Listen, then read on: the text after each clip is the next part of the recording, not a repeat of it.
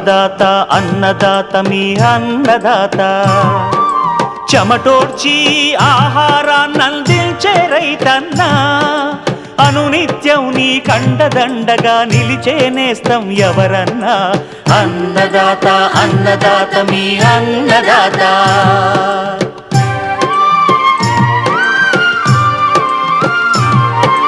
నూతన రీతుల సాగుబడికి నూరింతలు పెరిగే దిగుబడికి సూచనలిచ్చే సస్య రక్షణకు పశు పోషణకి శాస్త్ర విజ్ఞానం అందించి ముందుకు నడిపే తెలుగు రైతు భారతదేశానికి మకుటం అయ్యేలా తీర్చిదిద్దే ఆశయంతో మిమ్ము మేలు కొలిపేది అన్నదాత అన్నదాత అన్నదాత మీ అన్నదాత అన్నదాత అన్నదాత మీ అన్నదాత.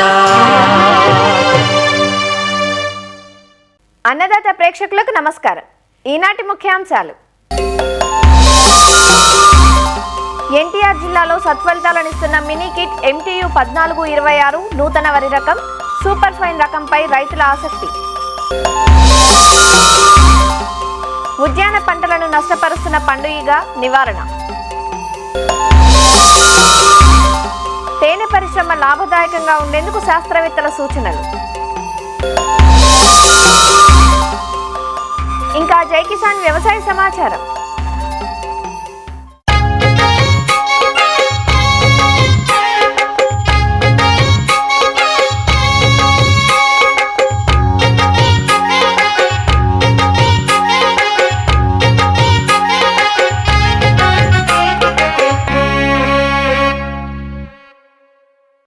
వరిలో ఎన్నో రకాలు అందుబాటులోకి వచ్చినా అతి కొద్ది రకాలపైనే రైతులు ఆసక్తి చూపుతుంటారు.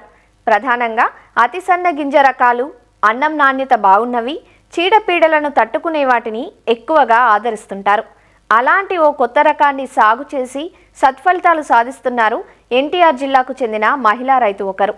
దాల్వాలో MTU 1426 అనే మినీకిట్ దశలో ఉన్న నూతన రకాన్ని 75 సెంట్లలో సేంద్రియ విధానంలో సాగు చేయగా మంచి ఫలితాలు అందివచ్చాయి.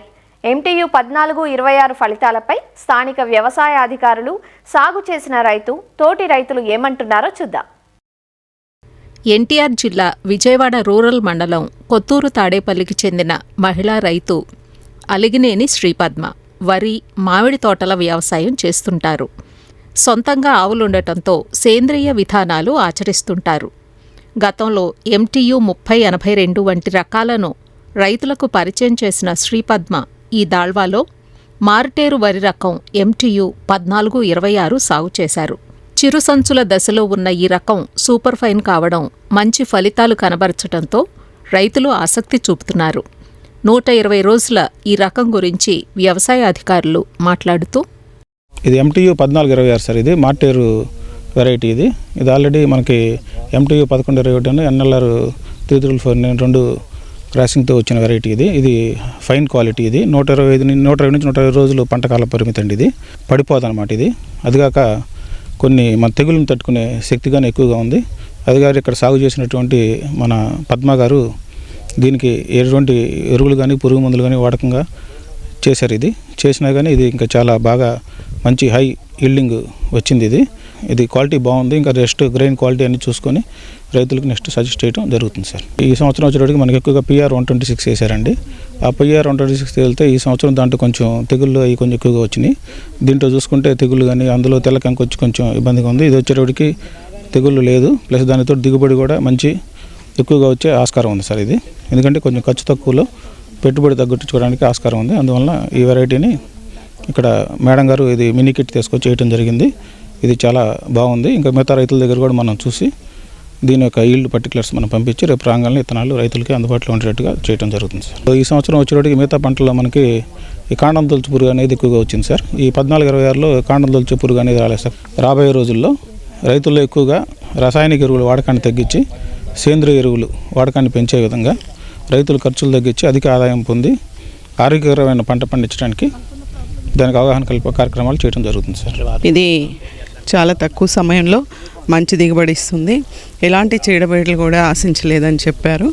అలాగే దీనికి ఎలాంటి రసాయనాలు కానీ ఎలాంటి రసాయనిక మందులు ఎరువులు కానీ వేయలేదు.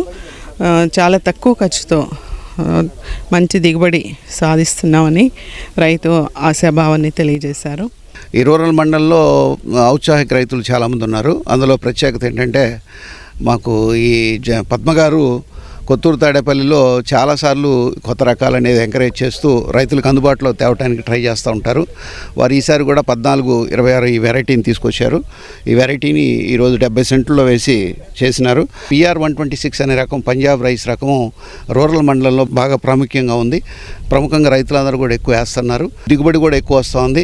దాంతో కంపేర్ చేస్తే 1426 రకం ఇంకా స్లెండర్గా, చాలా చిన్నగా, ఇంకా ఫైన్ రకంగా ఉంది. అట్లాగే తెగుళ్ళను కూడా తట్టుకుంటుంది. ఇది 120 రోజుల్లో వస్తుంది కాబట్టి ఇది రైతుకి ఈ మండలంలో అనుకూలంగా ఉండొచ్చు అని చెప్పి మేము అనుకుంటున్నాము. ఈసారి ఈ రకాన్ని ప్రొక్యూర్మెంట్ కూడా చాలా ఫాస్ట్గా అవుతుంది. స్థానికంగా రైతులు PR 126 రకాన్ని సాగు చేస్తుండగా ఆ రకానికి తెల్లకంకి పురుగు ఆశించింది. అయితే MTU 1426 రకానికి ఎలాంటి చీడపీడలు ఆశించలేదని శ్రీపద్మ తన అనుభవాలను తెలియచేస్తున్నారు. వ్యవసాయం అంటే బాగా ఇంట్రెస్ట్. సీనియర్ సైంటిస్టులతో మాట్లాడి ఎప్పటికప్పుడు కొత్త వెరైటీ విత్తనాలు ట్రై చేయడం అనేది నాకున్న అలవాటు.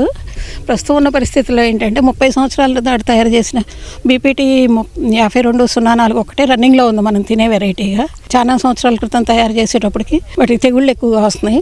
అందుకని అటువంటి సన్న వెరైటీ ఎక్కడ దొరుకుతుందా అని ఆలోచిస్తే మార్టేర్లో పనిచేసిన సీనియర్ ప్రిన్సిపల్ సైంటిస్ట్ గిరిజారాణి గారు మార్టేర్లో ఫస్ట్ టైం సన్న వెరైటీ తయారు చేసామండి. 2 క్రాప్లు అయింది.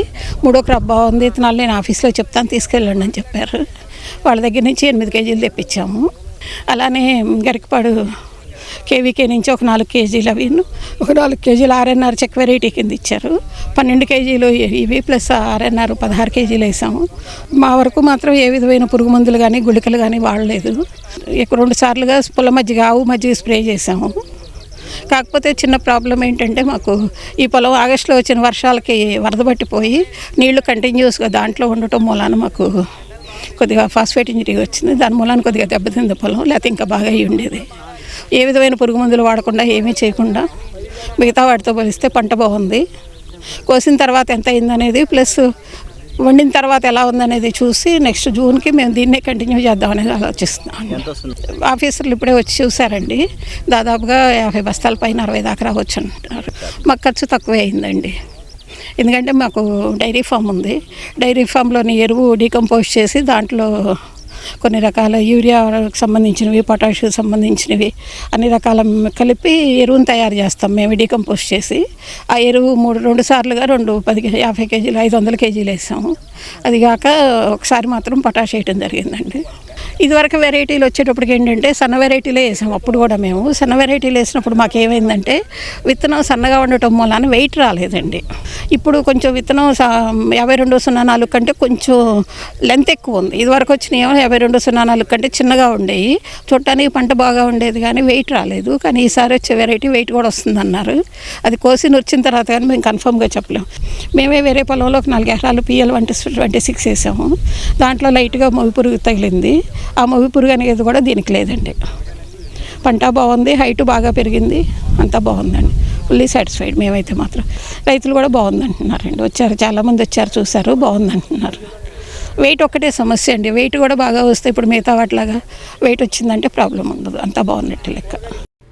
MTU 1426 మంచి ఫలితాలు కనబరచటంతో రాబోయే సార్వాకు సాగు చేసేందుకు సిద్ధమవుతున్నట్లు తోటి రైతులు చెబుతున్నారు. మార్టేరు పరిశోధన స్థానం వాళ్ళు ఇచ్చారు 1426 విత్తనం. ఇది బాగుంది దిగుబడి. మళ్ళీ సార్వాకి వేద్దామని చూస్తున్నాం. మేము మామూలుగా 126 వేసామండి PR. అవి బాగానే వచ్చినాయి కానీ 50 బస్తాల కాడికి ఎకరానికి. ఇది సూపర్ ఫైన్ క్వాలిటీ లాగా ఉంది.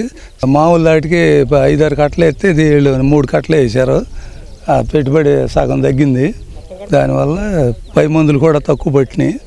తింటాకు బాగుంటాయి అన్నారు. వేద్దాం, సార్వాకి వేద్దాం అని చూస్తాం. ఈ 1426 అనేది కొత్తగా వేసారంట. చాలా బాగుంది. నుంచోనే ఉంది. ఎందుకంటే పడకూడదు కదా వరి అనేది. కొత్తగా వచ్చింది. ఒడ్లు కూడా సన్నాలు ఉన్నాయండి. భోజనం చేయడానికి కూడా బాగుంది. రైతుకు పర్వాలేదు అనిపిస్తున్నట్టుగా అనిపిస్తుంది. ఇది ఫస్ట్ టైం కదా మరి. PL 126 అనేది వేసామండి, దానికి తెల్లగంకి వచ్చింది, అందరికీ వచ్చేసింది. దాంతోపాటు వేసారు కాబట్టి ఇది సేమ్, దీనికి ఏమి అటువంటివి రాలేదు కాబట్టి పర్వాలేదు అనిపిస్తుందండి. ఫస్ట్ సంవత్సరం కదా, దీన్ని నెక్స్ట్ అందరూ వేస్తారు కాబట్టి దాని విలువ తెలుసుద్ది.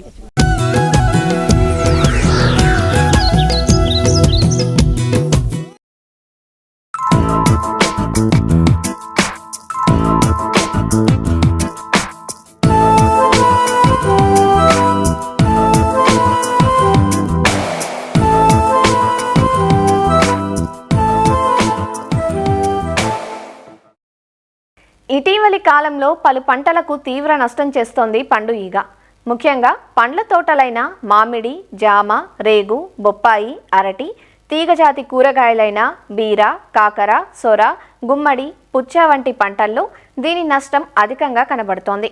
కాయ నాణ్యతను దెబ్బతీసే ఈ పండు ఈగ వల్ల దాదాపు 30 నుంచి 50% వరకు దిగుబడులకు నష్టం వాటిల్లుతోందని అంచనా. కాయలు పెరగకుండానే పండిపోతూ లోన బియ్యపు గింజ లాంటి పురుగులుంటే అది పండు ఈగ నష్టంగా గుర్తించాలి. సాధారణంగా ఈ పురుగును గమనించేటప్పటికే చాప క్రింద నీరులా అప్పటికే నష్టం జరిగిపోయి ఉంటుంది. కాబట్టి రైతులు సమగ్ర చర్యలను ఆచరణలో పెట్టాలి. ముఖ్యంగా ఎరలను ఉపయోగించి ఈ పండు ఈగను సమర్థవంతంగా నివారించవచ్చు. కూరగాయలు, పండ్ల జాతుల్లో వచ్చే ఈ పండు ఈగ నష్టం నివారణ గురించి తెలియజేస్తున్నారు ప్రొఫెసర్ జయశంకర్, తెలంగాణ రాష్ట్ర వ్యవసాయ విశ్వవిద్యాలయం, వరంగల్ ప్రాంతీయ వ్యవసాయ పరిశోధనా స్థానం కీటక విభాగం శాస్త్రవేత్త డాక్టర్ శ్రవణ్ కుమార్. ఈ పండు ఈగ అనేది మనకు ముఖ్యంగా కొన్ని రకాల కూరగాయ పంటల్లో చాలా రెగ్యులర్గా ఎక్కువగా వచ్చి నష్టపరుస్తుంది. వాటిలో ముఖ్యంగా మెయిన్గా తీగజాతికి సంబంధించిన కూరగాయ పంటల్లో ఈ యొక్క పండు ఈగ అనేది రావడం జరుగుతుంది. ఇది ఈ యొక్క తీగజాతి పంటలనే, కూరగాయ పంటలే కాకుండా మామిడిలో కూడా మనకి ఈ పక్వానికి వచ్చిన మామిడికాయలు పక్వానికి వచ్చినప్పుడు ఈ ఆశించి నష్టం అనేది చేస్తూ ఉంటాయి. ఈ యొక్క పండు ఈగ అనేది సంవత్సరం పొడవుతా మనకి ఈ యొక్క పంటలను ఆశించి నష్టపరుస్తుంది. వీటిలో ఈ పండు ఈగను మనం గమనించినట్లయితే ఈ యొక్క తల్లి పురుగులు కానీ రెక్కల పురుగులు చాలా చిన్నగా ఈగలాగా ఉంటాయి. వాటి శరీరం మీద మనకి పసుపు రంగు చారలు కనిపిస్తాయి. అట్లాగే మనకి రెక్కల మీద మచ్చలు అనేవి కనిపిస్తాయి. ముఖ్యంగా ఇది గమనించినట్లయితే వీటి యొక్క జీవిత చక్రము, ఈ యొక్క రెక్కల పురుగు దశ అనేది సుమారుగా ఒక 14 రోజులు, అంటే 2 వారాలు ఉంటుంది. వీటి నుంచి మళ్ళీ 50 నుంచి 90 వరకు ఈ యొక్క గుడ్లను గుంపులుగా పెట్టవచ్చు. ఈ యొక్క తల్లి రెక్కల పురుగు అనేది గుడ్లు ఎలా పెడుతుందంటే ఆ కాయల మీద చిన్న గుంతలాగా చేసి వాటిలో షార్ప్గా ఉన్న ఓవిపోస్టర్తోని గుడ్లు అనేది పెట్టడం జరుగుతుంది.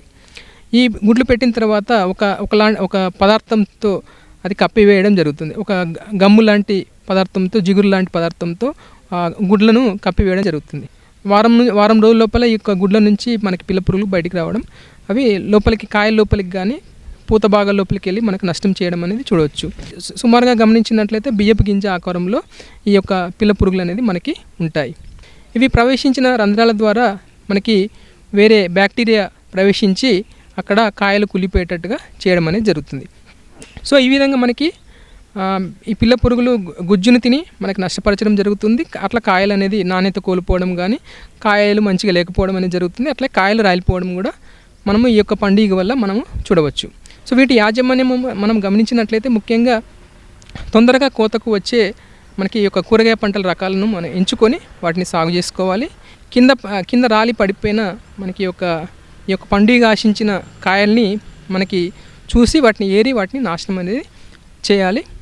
అట్లాగే కోశస్థ దశ అనేది ఈ కింద భూమి లోపల జరుగుతుంది కాబట్టి ఆ పాదుల దగ్గర మనము ఆ పారతోని కింద మీద చేసినట్లయితే లోపల ఉండే ఒక ప్యూప దశ అనేది బయటపడి ఎండకు కానీ అట్లాగే పక్షుల బారిన పడి కానీ చనిపోయే అవకాశం ఉంటుంది.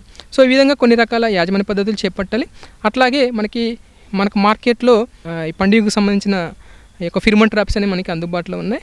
మనకి పొలాల్లో ఉధృతిని బట్టి 10-15 కానీ అట్లా మనం పెట్టుకొని ఈ యొక్క పండు ఈగను మనము సమర్థవంతంగా అరికట్టవచ్చు. అట్లాగే మనము కూడా ఈ యొక్క పండు యొక్క ఫిరోమోన్ మనకి ఆకర్షింపజేసి వాటిని నాశనం చేయవచ్చు. ముఖ్యంగా 100 మిల్లీలీటర్ల మలాథియాన్, అట్లాగే ఒక 100 గ్రాముల బెల్లం తీసుకుని 1 లీటర్ నీటిలో మంచిగా కరిగేటట్టుగా చేసి ఒక ద్రావణాన్ని తయారు చేసుకోవాలి. ఈ యొక్క 1 లీటర్ ద్రావణాన్ని మనము మట్టి చిప్పలలో కానీ ఏదైనా ప్లాస్టిక్ డబ్బాల్లో కానీ మనం పోసి కొద్ది పోసి మనకి ఒక తోటలో ఆ కూరగాయ పంటల పొలంలో అక్కడక్కడ పెట్టినట్లయితే ఆ యొక్క బెల్లానికి ఆకర్షింపబడి దాంట్లో పడి మనకి ఈ యొక్క పండుగ అనేది చనిపోవడం అనేది జరుగుతుంది. అట్లాగే మనకి రసాయనాలకు సంబంధించి మలాథియన్ అనే మందు 2 మిల్లీలీటర్లు కానీ ప్రొఫినోఫాస్ అనే మందు 2 మిల్లీలీటర్లు లేదా వేప సంబంధించిన మందులు మనము స్ప్రే చేసినట్లయితే మనం యొక్క పండుగను మనం సమర్థవంతంగా అరికట్టవచ్చు.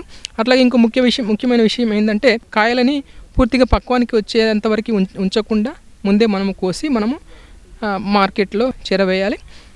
అట్లాగే ఈ యొక్క పురుగు మందులు పిచికారీ చేసేటప్పుడు మనకి కోతకు వచ్చిన కాయల్ని కోసి తర్వాత మనము ఈ యొక్క రసాయనిక మందులు పిచికారీ చేసినట్లయితే మనకి తర్వాత ఈ యొక్క అవశేషాలు మనకి కాయలు లేకుండా మనం చూడవచ్చు. ఈ విధంగా మనకి సూచనలు పాటించినట్లయితే ఈ యొక్క మనం పండుగను సమర్థవంతంగా అరికట్టవచ్చు.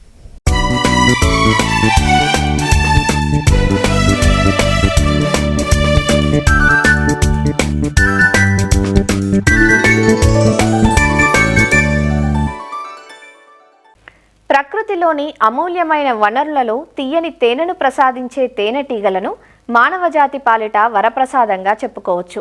ఇటీవల తేనెకు పెరుగుతున్న గిరాకీతో తేనె పరిశ్రమ అనేక మందికి ఉపాధి మార్గంగా ఆవిర్భవిస్తోంది.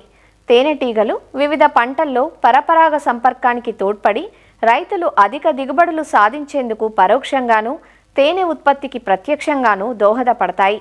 ప్రధానంగా తేనెటీగల నుంచి తేనె మాత్రమే కాదు, మైనం, పుప్పొడి, రాజాహారం, ప్రొపలిన్ వంటి ఉప ఉత్పత్తులు కూడా లభ్యమవుతాయి. పంటలతో పాటు రైతులు అనుబంధంగా కొన్ని తేనె పెట్టెలు కూడా పెట్టుకొని అదనపు ఆదాయాన్ని ఆర్జించే అవకాశం ఉంటుంది. ఇటీవలి కాలంలో మిద్దె సాగు విస్తృతం అవటంతో మిద్దెలు, బాల్కనీలకు సైతం ప్రత్యేక రకమైన తేనెటీగలతో పెంపకాన్ని చేపట్టవచ్చంటున్నారు శాస్త్రవేత్తలు. తేనెటీగల్లో అనేక రకాలున్నప్పటికీ పెంపకానికి కొన్ని రకాలు మాత్రమే అనువుగా ఉంటాయంటూ వివరాలు తెలియజేస్తున్నారు ఆచార్య ఎన్జీ రంగా వ్యవసాయ విశ్వవిద్యాలయం ఉండి కృషి విజ్ఞాన కేంద్రం programme coordinator doctor N Mallikarjunarao. వ్యవసాయ అనుబంధ రంగాల్లో తేనెటీగల పెంపకం కూడా ఒక లాభదాయకమైన పరిశ్రమ. అయితే ఈ తేనెటీగల గురించి కనుక చెప్పాలంటే ఒక తేనె నుంచి ఒక తేనె ఒకటే కాకుండా తేనెటీగల పరిశ్రమ వలన మనకి వివిధ పంటల్లో కూడా మనకి పరపరాగ సంపర్కం చేయడం వల్ల కూడా పంటల దిగుబడి కూడా బాగా పెరుగుతుంది అనేది విషయం అందరికీ తెలిసిన విషయమే. అయితే సాధారణంగా తేనెటీగలు రకరకాలు ఎపిస్ మెల్లిఫెరా అనే జాతులు కానీ, అంటే ఐరోపా జాతులు కానీ, అలాగే ఎపిస్ సెరానా ఇండికా అంటే మనకు పుట్ట తేనెటీగలు అంటారు, ఇది దేశవాళీ తేనెటీగలు అంటారు. అలాంటి వాటిని కూడా పెంచి కొంత ఆదాయం సాధిస్తున్నారు. అంతేకాకుండా కొంతమంది డైరెక్ట్గా మన ఫారెస్ట్ నుంచి కూడా రాక్ బీ కానీ, అలాగే మనం లిటిల్ బీ అంటారు చిన్న తేనెటీగలు, వాటి నుంచి కూడా తేనెని సేకరించి కూడా మార్కెటింగ్ చేసి కొంత ఆదాయాన్ని సంపాదిస్తున్నారు. అంటే సాధారణంగా తేనెటీగలు మనుషులను కుడతాయి. ఇవి కుట్టని తేనెటీగ, కొండలేని తేనెటీగ అనేది కూడా ఒకటి ఉంది. దీన్ని స్టింగ్లెస్ బీస్ అంటారు ఇంగ్లీష్లో. దీన్ని పెంచడాన్ని మెలిపోనీ కల్చర్ అంటారు. ఇది కూడా ఒక రకమైన తేనెటీగలు. ఇవి చాలా చిన్న సైజు ఉంటాయి. ఇవి దానికి స్టింగ్ ఉండదు కాబట్టి సులభంగా వీటిని పెంచడానికి కూడా అవకాశం ఉంటుంది. అయితే ఈ తేనెటీగలు అనేవి జనరల్గా తొర్రల్లోనూ అలాగే మట్టి గోడల్లోనూ వాటిలో కూడా ఇవి పెడతాయి. దీని నుంచి వచ్చే తేనె అనేది చాలా ఎక్కువ కూడా మెడిసినల్ వాల్యూ ఎక్కువ ఉంటుంది. దీనికి కూడా అనేక రకాల మనకి డిసీజెస్ని కంట్రోల్ చేయడానికి కూడా ఈ తేనె వాడతారు. ముఖ్యంగా మనకి విశాఖ జిల్లా అక్కడ కూడా అరకు ప్రాంతంలో కూడా మనకి కొండజాతి ప్రజలు కూడా వాళ్ళు ప్రతి ఇంటి ముందు కూడా దీన్ని తేనెటీగల్ని ఒక సొరకాయల్లోనూ అట్లాగే ఒక చెక్క పెట్టెల్లో కానీ ఒక వెదురు గొట్టాల్లో కూడా ఈ తేనెటీగల్ని ఇంటి ముందు కూడా పెంచుకొని జ్వరం లాంటివి కనుక వచ్చినప్పుడు కూడా ఆ తేనెని వాడడం కానీ అలాగ చేసి కొన్ని వ్యాధుల నివారణకు కూడా వీటిని కూడా ఉపయోగించుకోండి. అయితే ఈ స్టింగ్లెస్ బీస్ అవి ఉపయోగాలు కనుక చూసినట్లయితే దీని నుంచి వచ్చే తేనె మాత్రం చాలా తక్కువ క్వాంటిటీయే వస్తుంది. సంవత్సరానికి సుమారు 1 కేజీ నుంచి 1.5 కేజీ మాత్రమే తేనె వచ్చే అవకాశం ఉంది. అంటే మనకు ఎక్కువగా ఆ పూలు ఉన్న తోటలు కానీ అందుబాటులో కనుక ఉంటే ఎక్కువ కూడా తేనె వచ్చే అవకాశం కూడా ఉంది. సుమారు దీని విలువ కూడా కేజీ తేనె విలువ 3,000 నుంచి 5,000 వరకు కూడా మనకి రకరకాల మార్కెట్లో కానీ ఆన్లైన్ ద్వారా కానీ విక్రయిస్తున్నారు. వీటిని హ్యాండిల్ చేయడం చాలా ఈజీగా ఉంటుంది. ముఖ్యంగా టెర్రస్ గార్డెన్లో కూడా ఈ మధ్యకాలంలో ఎక్కువగా వీటిని తీసుకెళ్ళి పోలినేషన్ కోసం ఉపయోగిస్తున్నారు. అంతే ఒక తేనె కోసం కూడా చాలామంది మన మిద్దె తోటల పెంపకదారులకు కూడా ఈ తేనెటీగల పెట్టెల కోసం కూడా కేవీకేని కూడా మనకు అడుగుతూ ఉన్నారు. కుట్టని తేనెటీగల్ని మనము చెక్క పెట్టెల్లో కూడా పెట్టవచ్చు. అంతేకాకుండా కొన్ని సపరేటు ప్లాస్టిక్ కంటైనర్స్ కూడా మనకి కేరళ నుంచి కూడా అందుబాటులో ఉన్నాయి.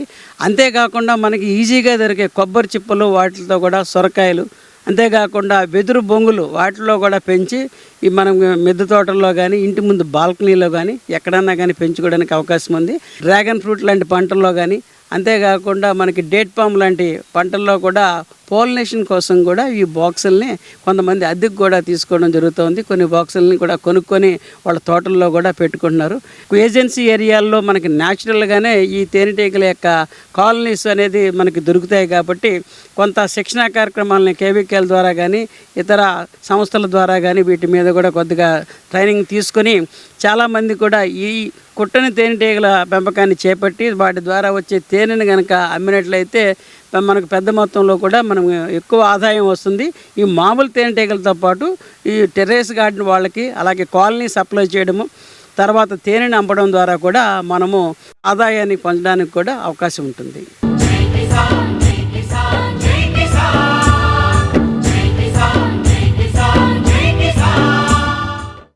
వ్యవసాయ సమాచారం ఇప్పుడు జై కిసాన్లో చూద్దాం. గుంటూరు మిర్చి యార్డులో ఎండుమిర్చిని తీసుకొచ్చే ఖాళీ గోతాల ధరను పెంచారు. ప్రస్తుతం ఖాళీ గోతానికి 25 రూపాయలు చెల్లిస్తుండగా దాన్ని 40 రూపాయలకు పెంచుతూ మార్కెట్ కమిటీ పాలకవర్గం నిర్ణయించింది. ఆంధ్రప్రదేశ్తో పాటు తెలంగాణ, కర్ణాటక రాష్ట్రాల నుంచి ఏటా 2 కోట్ల బస్తాల వరకు మిర్చిని రైతులు గుంటూరు మిర్చి యార్డుకు తరలిస్తారు. సుమారు 40 నుంచి 45 కేజీల తూకం ఉండేలా గోతాల్లో మిరపకాయలను నింపుకొని అమ్మకానికి తీసుకొస్తారు. ప్రస్తుతం ఈ గోతం ధర బహిరంగ మార్కెట్లో 60 నుంచి 80 రూపాయల వరకు పలుకుతోంది. వాస్తవ ధరకు అనుగుణంగా ఖాళీ గోతానికి సరైన ధరలు చెల్లించాలని రైతులు చాలా కాలంగా డిమాండ్ చేస్తున్నారు. అయినా 10 సంవత్సరాలుగా గోతానికి 25 రూపాయలు మాత్రమే చెల్లిస్తున్నారు. గోతం ధరను పెంచాలని కోరుతూ ఈ ఏడాది కూడా రైతుల నుంచి పెద్ద ఎత్తున డిమాండ్ వచ్చింది. ఈ మేరకు పాలకవర్గం మిర్చి వ్యాపారులతో చర్చించి ఖాళీ గోతం ధరను 40 రూపాయలకు పెంచారు. పెరిగిన ధరలను తక్షణమే రైతులకు ఇవ్వాలని, దీనిపై యార్డులో విస్తృత ప్రచారం కల్పిస్తున్నామని యార్డు చైర్మన్ కుర్రా అప్పారావు తెలియజేశారు. మిర్చి బస్తా రేటుని 25 రూపాయల నుంచి 40 రూపాయలకు పెంచడం జరిగింది. దీనివల్ల రైతులకు సంవత్సరానికి 30 కోట్ల నుంచి 40 కోట్ల దాకా లబ్ధి జరిగే అవకాశం ఉంది.